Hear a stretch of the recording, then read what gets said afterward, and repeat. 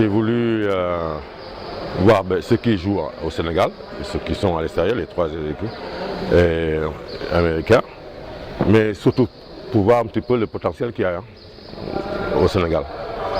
Faire connaissance avec eux, pour les suivre, commencer à travailler avec eux par rapport à ce qu'on veut mettre en place, parce que c'est un projet à long terme.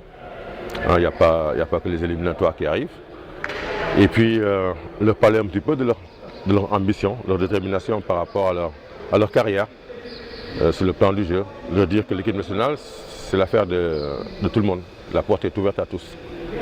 Il n'y a pas que forcément ceux qui jouent aujourd'hui à l'extérieur, compte tenu du niveau de jeu qu'ils ont peut-être plus d'atouts, mais que les gens qui sont là ont un potentiel qu'on peut cultiver. Et que l'équipe nationale, encore une fois, s'ils travaillent bien, s'ils sont durs, s'ils sont ambitieux et qu'ils aient envie vraiment de gagner leur place au niveau de l'équipe nationale, ils sont ouverts à tout. Il n'y a pas de place attitrée pour qui que ce soit, j'ai déjà dit ça dès le départ. Et que pour moi, si un projet à long terme, il faut regarder les autres aussi.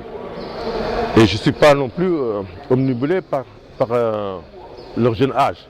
Comme moi-même, quand j'ai joué au Sénégal ici, la première fois, j'avais 17 ans. Donc, pour leur dire qu'il faut qu'ils soient ambitieux, qu'ils s'entraînent dur et qu'on essaie de se voir régulièrement toutes les semaines quand je suis au Sénégal, forcément, et comme je suis là, je veux les voir régulièrement, qui s'adaptent un petit peu par rapport à ma philosophie de basket et qui les intègrent petit à petit dans le groupe du Sénégal dont j'ai parlé dès le départ. Je pense que ça, c'était un petit peu le but. Et pour moi aussi, faire connaissance avec eux. Parce que bon, je les vois du gradin, mais je ne les connais pas tous. Donc c'est important aussi que j'ai le contact avec eux. C'était ça l'esprit de... Travailler un petit peu sur les fondamentaux offensifs de GA2, GA3, au niveau de l'occupation des couloirs, au niveau des contre-attaques. Essayer de travailler un petit peu sur l'occupation d'espace et la lecture du jeu. Et après on est revenu donc, avec les contre-attaques sur les supériorités numériques, égalité numérique, comment on doit jouer pour que le jeu soit juste en fait. Sur la dernière fois, les dernières séances qu'on a faites, c'est par rapport au 5 contre 5. C'était juste pour voir un petit peu le jeu sans ballon, parce qu'il n'y avait pas de dribble, c'est des consignes, il n'y avait pas de dribble, donc il fallait jouer sans ballon. Donc tout ça, c'est des fondamentaux du basket qui font que derrière, quand on les imbrique, on peut jouer ensemble.